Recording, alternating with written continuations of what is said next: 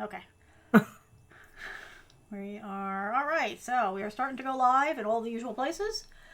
So why don't you greet the fine people while I check and make sure that that's really happening. Hi, everyone, and welcome to the BA Zones live pre show, we think. And we're going to get going here. Tonight's show is going to be the business analyst in the healthcare domain. So, if you've ever wondered what a BA does in the healthcare domain, this is the show for you. Or if you're not a business analyst and you're looking to get into it, a good way to do it is to get into the healthcare domain itself and then work on the business analyst skills. So we're going to be going over the vast domain of the healthcare sector. And I have a little cough drop in my mouth today because everybody's still sick because winter just does not want to end in New Jersey. And we shoveled out once again yesterday. We had 6.5 inches of snow. So, you know, between the overpowering smell of my cough drop and the Bengay on my back, it's kind of my sinuses are kind of open right now. It's a lovely blend. It's a lovely blend. It's so girly, so feminine. And if if you're If you're really curious 92. about it, I'm sure she'll put together a perfume that smells like that, and then you can all share in that wealth. How's everybody doing tonight? Hope you're doing well. Pretty excited about this show. Healthcare is sort of Kathleen's and my sort of um, happy place because, well, I've been doing it so long, but Kathleen has a lot of happy places. Um, Any but place I can play with tech.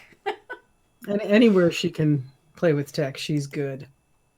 But should be a Well, great show tonight. And make sure you pop in with any comments or questions. We're happy to hear from everybody during the show, and we'll respond. Kathleen will put your question, your name up there if all she right. gets that piece going. It's working because Larry just joined us on Periscope. We are also up on Hi, Larry. Facebook and we are up on YouTube. So things are starting to roll. Good evening, everyone. Okay. And we're going to be going live with the show in just 5 minutes. This is just our pre show where we check all our buttons, make sure the blouses are buttoned up, no spinach in the teeth, all that kind of fun stuff. That's an important one. That's an important one. Had some How excitement in the news today, Kathleen. Have you caught the news today? the YouTube thing? Yeah. Yeah. Jeez Louise. I didn't get all the details on that, but Well, they don't really have them. They're sort of figuring it out as they go there, but not a good day. crazy world, crazy world. Got all kinds of police in front of the YouTube in New York too because of it. Hmm. I think they're just covering the bases, but still a little unnerving for all those folks. You bet. I should probably put You myself bet. up. I'm this disembodied voice right now. See, really, I'm here. It's not a Pay no disembodied voice. attention to the woman. Pay no attention to the woman behind the curtain. Well, I'm so busy making sure the mayor looks good, I forget to bring myself up and let you know that I'm really here. There you go. There you How's go. Mr. There's our Tink doing? website. Tinker is doing great. For those of you who have never joined us before, we have the two pups. Do we have the two pups? We do have the two pups. We have Murphy in black and Tinker in his springtime beige. And Tinker's doing well. Tinker has had issues in the past, everyone. And Tinker is now 12 and a half years old. We adopted him at 10. And he recently started to develop cataracts pretty rapidly. So I'm making him a little bubble wrap helmet because the poor little guy just keeps running into things. He's getting better. He is getting better at remembering where things are so he doesn't bump into things. And I'm always going, watch out, watch out. Now he knows when I say that, he sort of stops and then Yep. listens for my voice and then follows. So he's doing Yeah. pretty good. I told you, That little man he is. that worked really well with Bailey, and it just became so automatic for me to just start to, let her know what was coming up in front of her, or if somebody was about to make a big Mhm. noise, as we were going for a walk. If I saw somebody getting ready to slam a door or something, I'd warn her, and then she didn't startle because she was warned about it. You'll get into a rhythm Yeah. with it. He did. Today he tried to jump up on the couch and I had my laptop on my knees Oh, and he just clunked right into it. Just boom. I'm oh. like, oh, he Louise. Well, Poor little guy. see, next time maybe he'll remember to ask for permission first. Yes, just pets. You gotta love them, right? Yeah, they're so cute and furry. My They little keep you boy. calm. If you're a stressed out Yes. business analyst, a pet will keep you calm. Meditation will keep. I'm a big one for meditation too. Can't solve all the problems, but just meditate and you don't care. Yeah, well, and with the puppies, they make you laugh, and then they remind you to get up out of your chair and take them for a walk. So that's good for both of you. Yes, because if you don't get up and take them for a walk, you're going to have to get up and clean up the mess. Yeah, exactly. So A little it inspiration. does force you to move around a little bit. Hey everybody, we're here at the BA Zones live pre-show. We have 1 minute and we're going to go live with our show tonight. Business analysts in the healthcare domain. It's a booming So field that has money, so it's a good one to join. it does have money, and it's one that doesn't quite go out of style because we're all getting older Well, that's and just we're it. living longer. There's definitely some job security in there because everybody needs it at some point or another. And there's more and Yeah, more of us on the planet every day, so lots of work to be going around. that's right. Just a few more seconds here. So everybody make yourself comfortable, get your cup of tea, put your fuzzy slippers on, put your feet up. And it is now 8 o'clock and it is showtime. Okay. So let's get started. So before we go any further, let's introduce ourselves. I am Marianne Morrison. And I am Kathleen Sinnott. On a good day, that's Kathleen Sinnott. Mostly. On a bad day, just A call bad her day you don't want to ma'am. know. That's right. That's right. And welcome to the BA Zones live show tonight. And as I said before, we're going to be talking about business analysts in the healthcare domain. So why don't we just jump right into that? And just so that before we get into the actual what a business analyst does, why don't we talk about all the things that they can do in the healthcare sector? We tend to think of the healthcare sector as hospitals and maybe physician groups, but it's really much bigger than that. Um, Within the hospital field itself, there are many options that a business analyst can get into and do work in a hospital setting. For example, you could work in the administration side of the house, and you could be working on personnel or resident programs, teaching hospitals. You could be in the operations side, the supplies, finance, contracts, legal, QA, or policies and procedures, or utilization management. And within that whole scope of the hospital setting, the hospital goes beyond just the hospital into vendors and into other areas as well. Within the hospital, have the many departments. You have, the emergency, the ICU, the CCU, maternity, oncology, cardiology, infectious disease, all those different areas, geriatrics, mental health. And from admission to discharge, there are different functions that are happening within the process. There's insurance eligibility that has to be done, whether you have insurance as a commercial, a Medicare, or Medicaid. Um, there's pharmacy pieces attached to that. There's surgery, labs, testing, diagnostics. There's rehab, there's billing, there's collections and reimbursement, and there is also patient security and everything around HIPAA. Outside of that, which you don't hear very much often, and you can get into the healthcare from different areas, are the vendors and providers that are associated with healthcare and in the healthcare domain. And those are companies that provide services such as IV infusion companies, the actual lab and testing places, um, home care, medical equipment companies, durable medical equipment or medical supplies, prosthetics. There's case management, disease management, uh, research and clinical trials, informatics, or where you take huge, the big data companies and look for trends and patterns within data and reporting. There's also patient content out there and fulfillment houses.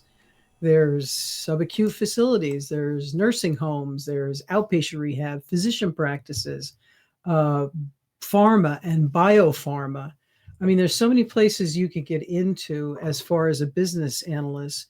Robotics, telemedicine. There are companies that deal with nothing but compliance and making sure that hospitals and physicians and all these other providers are being compliant as far as state or regulatory agencies or government agencies. There are insurance companies, that approve procedures in the facilities. Um, and how they do this is there are companies that provide, software solutions.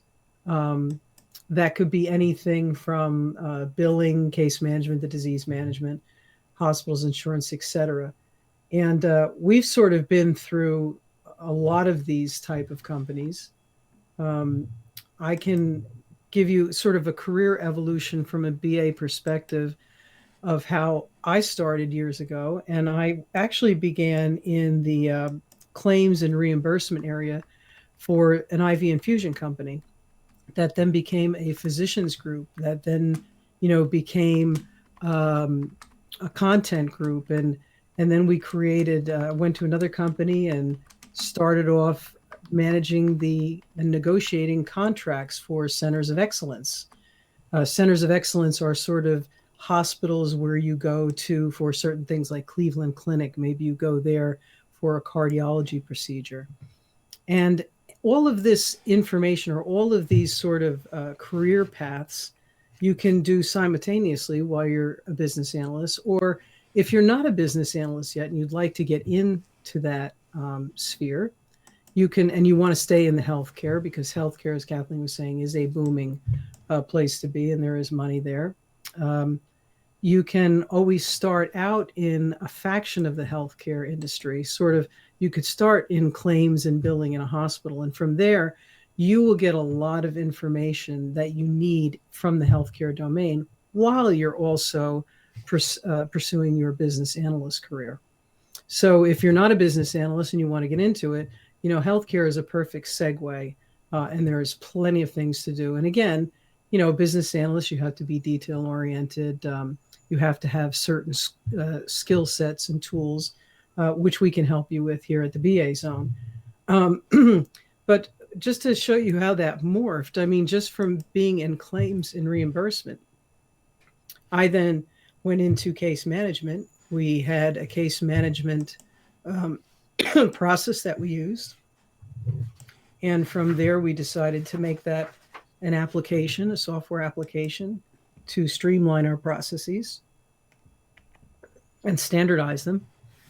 And from there, we licensed that particular, we actually licensed the service to take in insurance companies' data and parse it out into case management, disease management, oncology, maternity. And then we took that application and created a content website for patients to visit to manage their disease management, a patient health record. And Kathleen can give you some more information on that as well, because she worked on that. And from there, we then licensed that particular software out to insurance companies that wanted to do it for other pieces of the business that we weren't managing. So you can jump around from place to place in telemedicine. And once you get a lot of that experience, you can pretty much go anywhere. And you're providing either, solutions that are either homegrown or you're adapting ones that are already on the market. And Kathleen, I mean, what would you? I mean, as far as our career evolution, is there anything else that I've missed? I mean, there's tons of different pieces you can get into as Yeah, far and as a business if you need to analyst. take a drink, I can jump in here for a second. Thank you. No problem. So one of the things that I don't think people realize is when you're working in a world like we were in, you end up working with everything. So and what she was just talking about is a perfect example, because while we started out working on tools for the nurses that were going out in the field and the nurses that were managing them and the doctors that were overseeing it, and then we had to add in pieces for the insurance companies to look at the data that they needed to see. But we ended up working really on every kind of project you could possibly imagine. For literally, our patient, our audience was basically anybody on the earth because we were dealing with the doctors, the nurses, the insurance companies, their management teams, and then the people who were receiving the care or the caregivers who were participating in the patient care. So literally, it was everybody on the planet in multiple languages, all over the country. And so it wasn't just even limited to like a particular type of device. It was mobile devices, laptops, desktops. I mean, literally anything you could think of, we were having to come up with solutions for. And what was really cool was most of the stuff that we were building, we were trying to build so it would work across everything. And those of you who have Hmm. worked a little bit in IT know what cool problems that brings. I mean, they're tough, but they're really fun to work with.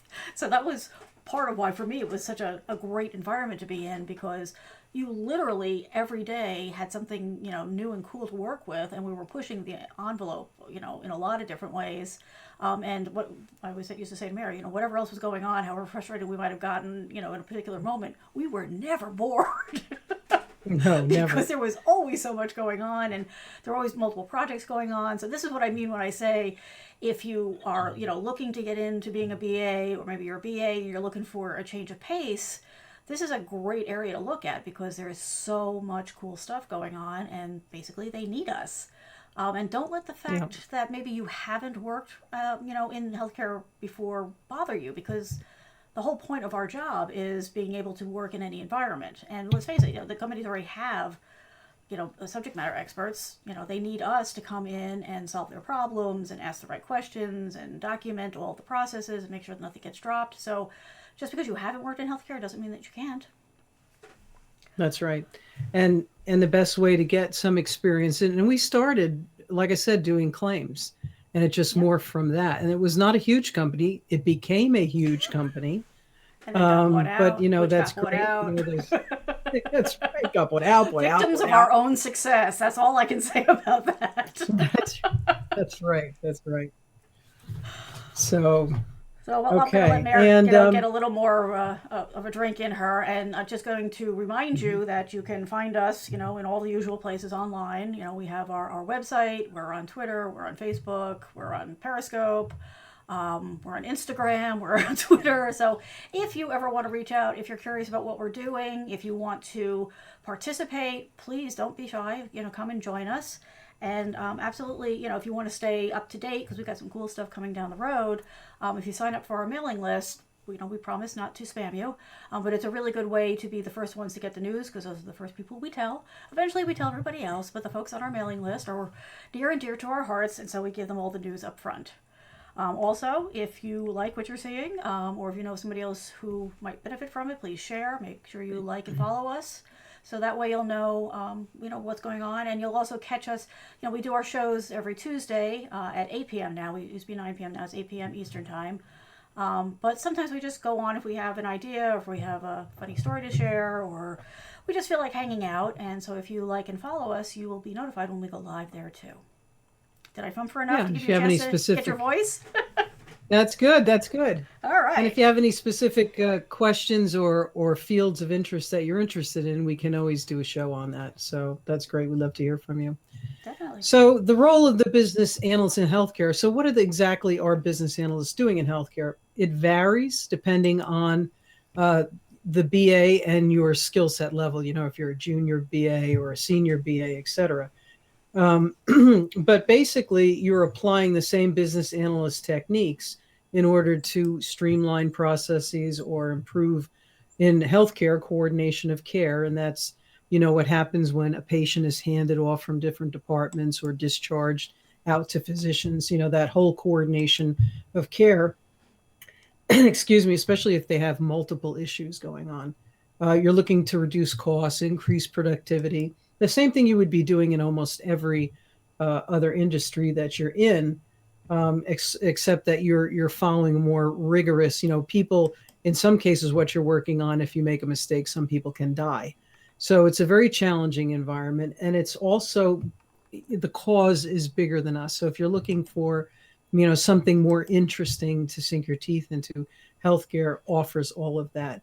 I mean, you're typically a business analyst would be involved in implementing federal or state or government regulations, and improving compliance, making sure those regulatory things are actually done.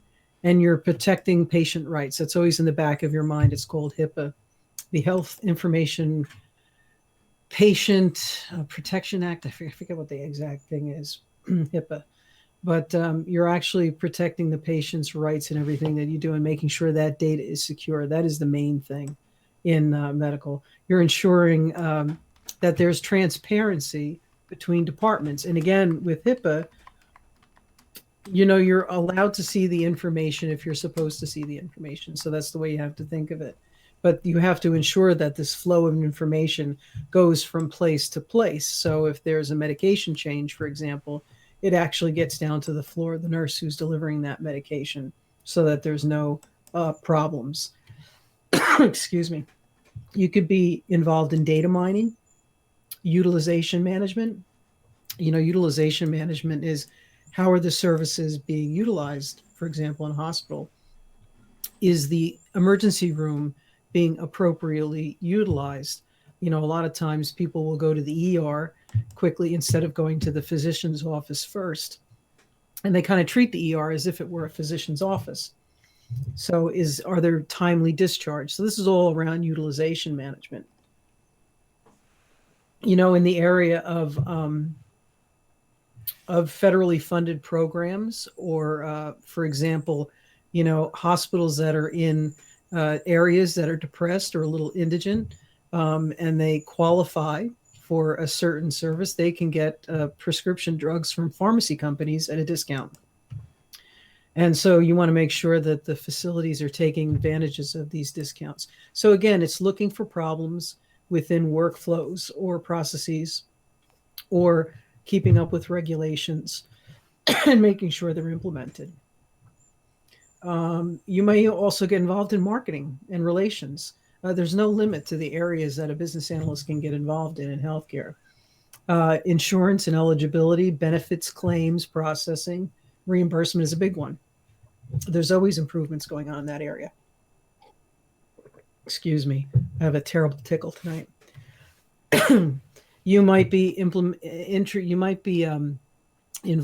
the creation or the maintenance of a clinical application, a patient record, public-facing website, a patient-facing intranet.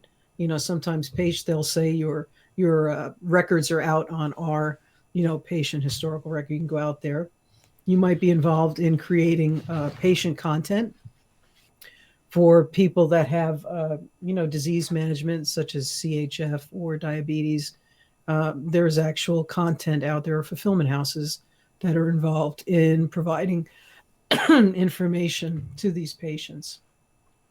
Or you might be involved in patient to vendor outreach programs such as engagement or satisfaction surveys. How this is all done could be via applications or systems, as we were saying, that are enterprise systems that are built in-house or that are purchased or licensed, and then they're customized per the facility or clients. Kathleen. Would you like me to jump in for a minute? No problem. I muted your mic for a second. Go for it. Okay. Yeah, so that's what we were kind of talking about, earlier, is the fact that there are so many interesting problems to be solved, and there's a lot of different areas that a BA could jump in. So if you are more on the data side, well, let me tell you, healthcare is all about the data, and they are constantly and forever looking for people who understand, data and how to analyze it and how to best, work with it and how to make the right decisions in order to pull the right information out of it. Because we all know that data, when it's mishandled, can really end up causing problems instead of solving them. So that's certainly an area. But if you're just into more of like the stuff that I like to do, which is the software and the different tools that are needed and how people need to work with those, and again, like I was talking about earlier, the incredibly wide variety of people who need to work with those tools. We're talking about everybody from the healthcare folks to the insurance companies and management, and to the actual regular people like you and me who would be using it either as a patient or as a caregiver of a patient. And it's an interesting challenge there because for the most part you're dealing with the same information across the board, but you need to make sure that you're presenting that information to each audience in the language that they can understand it. So while you may be talking about a case and somebody's diagnosis and the care that they're being given, but you're certainly not going to use the same terminology with the patient and their caregiver that you would use with the doctor and the nurse, and even with the insurance company and the management teams. They're going to need a slightly different presentation of that same data. So again, it needs to be the same data, it needs to be clear, and it needs to be in the language of the people that are using it. Huge challenge for everybody. A great place for a BA to jump in and make sure that everything is consistent and clear and logical and pointing to the right audience. Am I doing good, or do you need me to keep going? I think she still needs another minute. Okay, wait, I've got you on mute, and I'll bring you back. Hang on. So we'll see how that goes. Okay. All right, your microphone's back up. Thank you. Okay. So, exactly what she said. It's like we've worked sorry, together before. We have worked together many, many times. So let's talk about some of the skill sets you'll need to succeed in addition to your business analyst skills. Most of it is around knowledge of the healthcare domain. And we're going to be providing some of that knowledge over the next 3 weeks. We're doing this whole month is going to be on the BA in healthcare.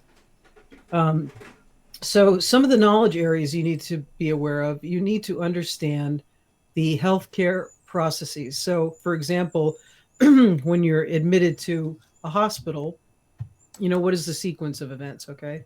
You may be admitted to the emergency room. From there, you may go just be an outpatient, meaning you're in less than 24 hours. You may be in for 24-hour observation, or you may be admitted as an inpatient. And, that follows through all the way through all of your treatments through discharge and potential follow-up. You'll need to understand how that flow and understand it fairly well and all the departments that interact with that. You'll need to understand medical terminology. And actually next Tuesday's show is on medical terminology, where we're going to be going over that and have something for you at the end of that as well. You're going to have to understand medical personnel and non-medical personnel, from physicians to surgeons to nurses, to admission coordinators to social workers. You need to familiarize yourself with that type of personnel. You're going to have to understand conditions, an overall condition and the many conditions, the specific conditions within that. For example, oncology. Oncology is typically cancer. It's all cancer stuff. Cardiology is your heart, cardiac. So it's those high level sort of conditions. And then all the things that can happen underneath. For example, cardiology, you could have a heart attack, you could have a bypass surgery, etc. So you need to kind of become familiar with those diagnoses, plus how they are coded in a system, because that coding directly leads to billing and reimbursement of that particular condition. So those are typically ICD-10s, ICD-9s. They used to be ICD-9s, ICD-10 codes. And those are sort of those diagnosis or condition codes. You will also familiarize yourself with types of labs, different labs that are done, different types of procedures and tests. Procedures and tests are CPT codes because they're performed by, they're authorized by physicians. Different imaging tests such as X-rays and MRIs, treatments and conditions. Are you getting chemotherapy for your oncology diagnosis? Medications that if you're in the hospital, what other types of medications are you going to receive?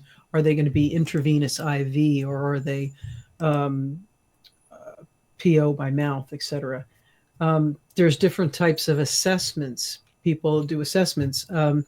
If you go to a physician, he's doing a general assessment of your physical body. There are assessments for diabetes patients.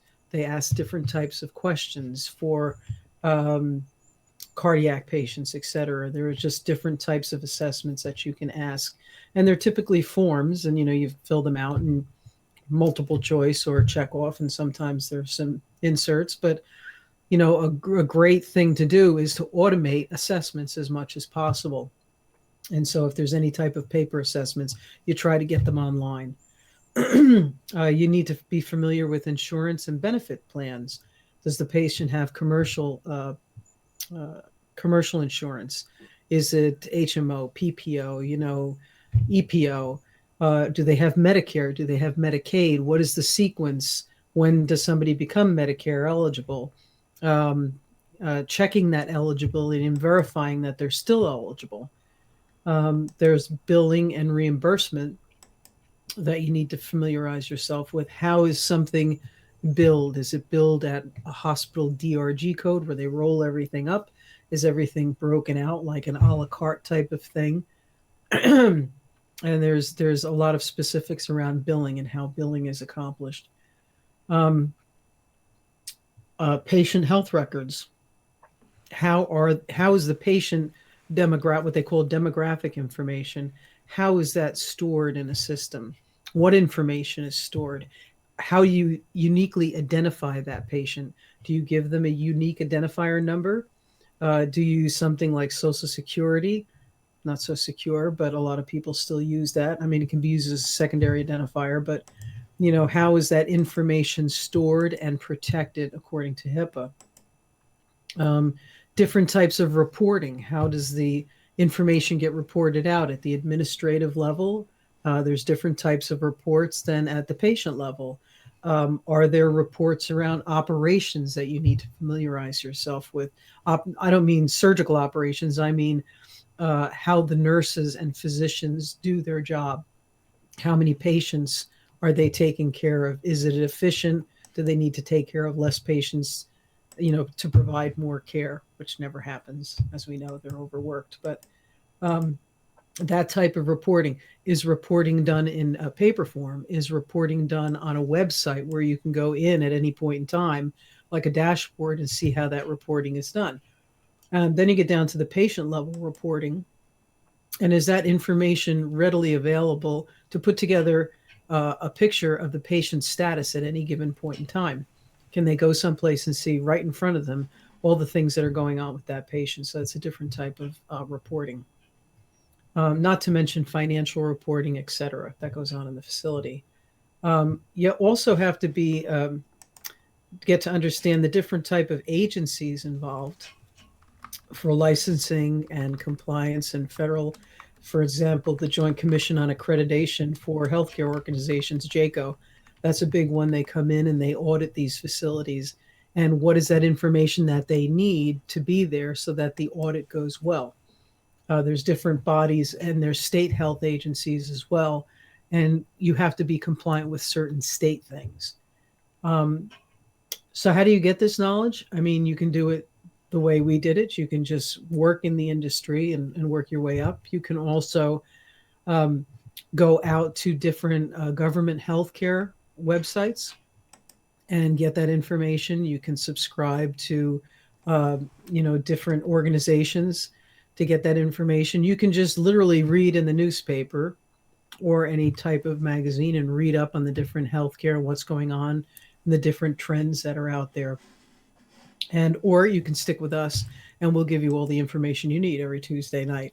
But and That's sort of some of the skills, and most of them again are around the actual healthcare domain and getting really familiar and understanding how all these moving pieces work and making sure they work well and don't break.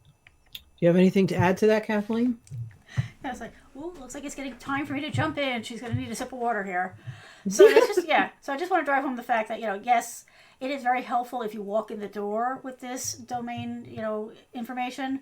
But again, don't let it stop you if you don't have it, because like I said before, they have subject matter experts on site. You can learn this on the fly just like you've learned anything else in your career. The important thing is to be willing to learn it, quickly.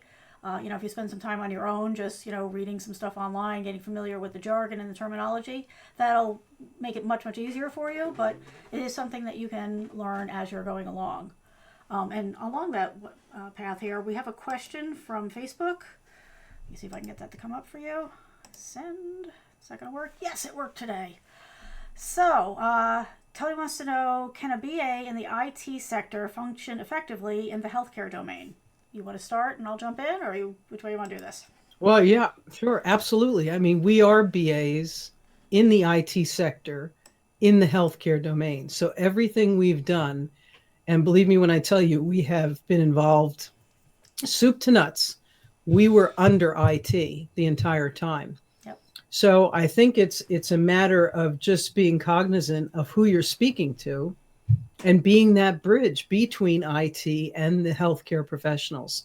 I mean, you have to sort of take off the IT hat if you're, especially if you're a coder. I mean, Kathleen is a coder. I was a programmer years ago, and you have to look at it from a very different perspective. But if you're able to put yourself in their shoes and have empathy, you absolutely can function effectively in the healthcare domain. Yeah, I mean, totally. Anything to I, add I to that, think Kath? I think those of us with the IT piece of this and the VA piece of this basically could write our own ticket, because the fact that you can function in those two pieces, everybody needs. So it really is the golden ticket, or I don't know, the skeleton key that unlocks every door. Because if you can do all the things a BA can do and you understand the IT technical side of things, you are able to already understand a lot of things that a lot of people struggle with. So Right. then once you get in and you start to get yourself familiar with the healthcare stuff, you're going to be invincible. Basically, it's the perfect combination. And I specifically think it's important to have that IT background, because you're going to be dealing with, in addition to the doctors, the nurses, the insurance companies, and the patients and the caregivers, you're going to be dealing with the developers and QA and all those folks. So again, that's just another audience whose language you can speak, and so that puts you in a perfect position to really excel on these kinds of projects. So if you're all interested in this, I would say go for it, because it sounds like you're on the road already. I Right. hope that And you can helps. also, I mean, the great part of being part of the IT team is that when you present, and we typically, when we go in and we do an analysis and we're trying to resolve a problem, we'll come up with three potential solutions. We've done this our entire career and present those three potential solutions. Since you're already in IT, you know um, how long it may take. You have a better idea anyway than someone who's not in IT, and you can actually come up with better solutions. I know a lot of times what's out there are a lot of these sort of canned um, applications that are then customized. However, you can definitely speak to the IT speak and to the people and actually present viable solutions without having IT say, no, you really can't do that, because it can be done. Right. So I mean, that is a formidable combination. Yeah, and Good I luck think with that that. you'll probably be surprisingly comfortable on the IT side of things, because if you're already Hmm. comfortable with all of the jargon and complexity that comes from the IT side of things, healthcare is the same thing with different jargon, basically, as far as I'm concerned. Mary may That's disagree, right. but that's how it always seemed to No, me. no, It's I like agree. it was so much of the same type of thing with just different language and different players around it. But at the core, it was very much the same. And that always cracked me up, Hmm. because it's like, okay, this really works across the board here. And boy, am I glad I already have my secret decoder ring, because that really helps. That's right. The body's the best machine out there, right? So it's all machine. Yeah, and so That's a great question. Thank you. yeah, I've got one more thing I'll get into in a second, but I just want to remind everybody that if you have any questions or comments, please don't feel shy. You can go ahead. It looks like the commenting systems are working tonight, which is a good thing. And if you're watching this on a replay and you have a question, please go ahead and put the comments in, or reach out to us. You can catch us, on the on our website. Whoops, I got to take the question down first. So if you are on Periscope or something where you can't, comment after the fact, you can always reach out on the website. There's a comment form. If you have any questions or comments, feel free, and we will get back to you. You can also reach out to us on Twitter if that helps you. So the other thing I just wanted to mention, because I know some people, when they start to think about going into the healthcare field, kind of like, I don't know, I'm kind of squeamish, I don't like blood and needles. It's okay. You don't have to deal with any of that stuff here. There's the occasional semi-gory picture, or maybe you'll come across a case that's a little. But for the most part, you're not dealing with that kind of stuff. You're dealing with the terminology and all that, but you're not working in a surgical ward. You're not going to be inside the operating room unless you're happen to be a BA working on those kind of devices. But for the most part, it's not as gory as it might seem. So don't let that throw you either. I had somebody when I first started working with your folks, Mayor, go, "Oh my God, how do you do that? Isn't it totally gross?" I'm like, "No, it's just IT and puzzles and problems and all my kind of good stuff." But that some people Yeah, assume that and it's going it to be gross. true. I mean, healthcare does. I mean, it provides a doorway for business analysts to get into with so many different paths you can go down. It's a little different than finance. You know, if you like finance, if you like numbers, that's great. You can get into that side. But healthcare is a totally different animal, and it really is very rewarding and plenty of problems to solve and plenty of places where you can be creative and innovative. So it's fantastic. So why is all of this important? Why are we doing this? As we said before, healthcare is always going to be needed. It's not going away. It's not going anywhere. We have aging populations everywhere because healthcare is helping us to live longer. It is a fairly secure industry to get into during recessions or downturns in the economy. It's pretty much secure and stable. And on top of that, you can make a difference in someone's life. I mean, it's sort of a grander thing to be part of, where someone's life actually may depend on what you're doing. Getting them the care that they need, being able to afford the care that they get. I mean, it's really fulfilling in a way that a lot of positions in business analysts might not be. So, and that's my 2 cents for this evening. And next week's show, obviously, we're going to get into medical terminology, and and then we'll go through some flows. And I can't remember what the next two shows are about. I wrote it, but if I don't have it in front of me, it's my task list. What are you going to do? But next week is medical terminology, so you'll get to hear all the guts and glory and all that fun stuff. So please join us for that. And like Kathleen said, drop us a line. Let us know what you have questions about, if anything in this field or any other part of business analysis. Anything else to add, Kathleen, for this evening? Oh, there we go. Would help if I put my mic back on. Yeah, so I'm just waiting. Matali over on YouTube, and I'm sorry, I'm probably butchering your name. I apologize if you spell it phonetically. I'll try to get it right. But they're okay. Hang on. So they asked if they could ask a non-healthcare question, so I was just waiting for it to come up. Give me one sec, and Okay. I can share that with you. And please, you have to tell me. I'm sure I butchered your name, and I'm so sensitive to that because my whole life my name has been butchered. So if you want me to pronounce it right, just give me a phonetic spelling of it. Okay, so I don't think it's all going to fit on there, but the question is how a how a product owner priorities the PB. I don't know what that is. As sometimes BA has to fill up the product. Okay, so as a BA has to sometimes fill in for the product owner, what are the considerations that the product owner should take into account when prioritizing product backlog? So basically, Okay. yeah, you know what we're Yeah. saying here? Okay. Yeah. So you have okay. So what I'm understanding is you have a product backload, and as the product owner, you're trying to get through that product backload. I used to do this all of the time. So I was the product owner as well as the BA, as well as managing the department. So I was sort of chief cook, bottle washer, everything. What I would do is I would get a group of the key stakeholders or the managers from the departments that are involved with these different priorities that need to happen. And what we would do is monthly, we would get together. Initially, a lot of development, people are scrambling and they're constantly, especially if you're in an agile environment, a lot of mistakes can be made. Uh, so we tried to knock those releases back to monthly releases so you could properly test what you were putting in place, unless they were small, little tiny things that didn't have that much impact. Of course, they always have impact. You just don't realize it until you get there. But we would meet monthly with those folks. We would go over that entire backlog and prioritize and come up with, okay, what are your top 5 that have to absolutely get in the next iteration or the next release? And that's where your negotiation skills come into play.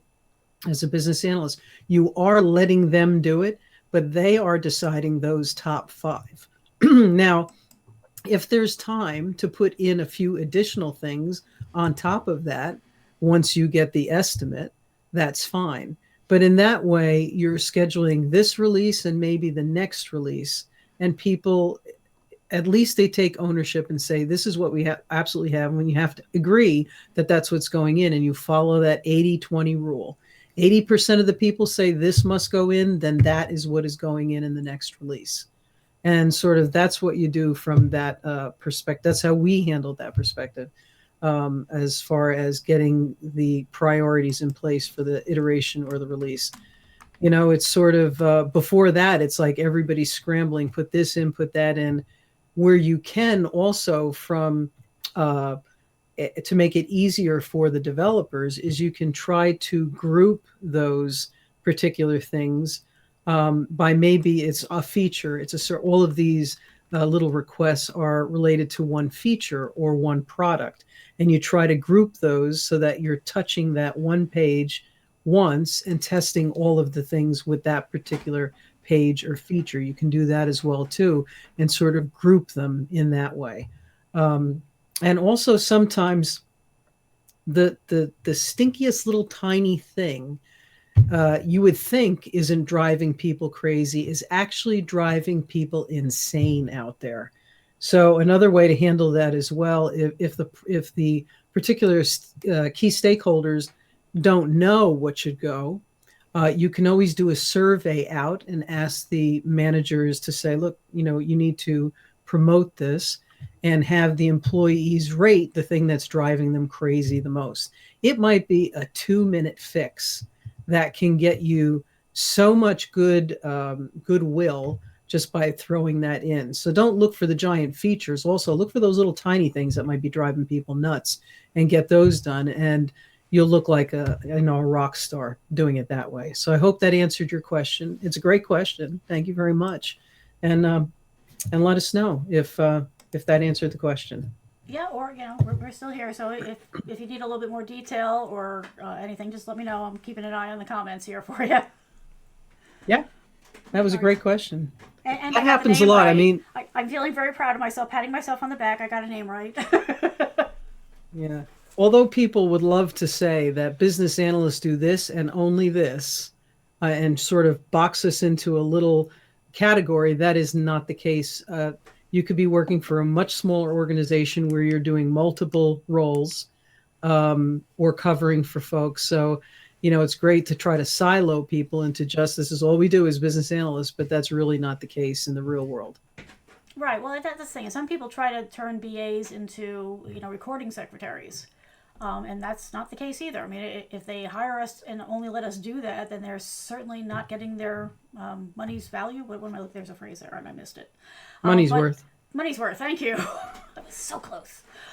Um, but the job of a BA is complex and very varied. You have to have a broad skill set, and probably the most important thing is knowing how to ask questions, listen to the answer, and understand what question needs to be asked after that, and be able to learn quickly. But frankly, to me, that's what makes the job interesting, because every job you work for, every company you go to, you're going to learn something new, and to me, that's what keeps it fresh.